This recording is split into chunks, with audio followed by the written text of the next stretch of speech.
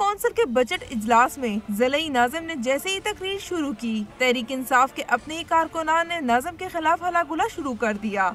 नाराज अरकान ने बजट की कापियां फाड़कर हवा में उछाल दी। उन्होंने पिछले बजट का हिसाब देने का मुतालबा किया। हमें पर मेंबर ये दे रहे हैं 20 लाख रुपए और अपनी डिस्क्रिप्शन में इसने रखे हैं 42 करोड़ रुपए। 42 करोड़ इसके पास कहां से आ गए, जबकि PND गाइडलाइन के मुताबिक इसके पास 1 रुपए का डिस्क्रिप्शन सवाबदीद नहीं है। अवामी नेशनल पार्टी के मेंबर ने अपनी जूतियां उतारकर स्पीकर के सामने रख दी और इजलास से वॉकआउट करते हुए हाल से निकल गए, जबकि तहरीक इंसाफ के रुकन ने अपनी वॉस्कट फाड़ दी।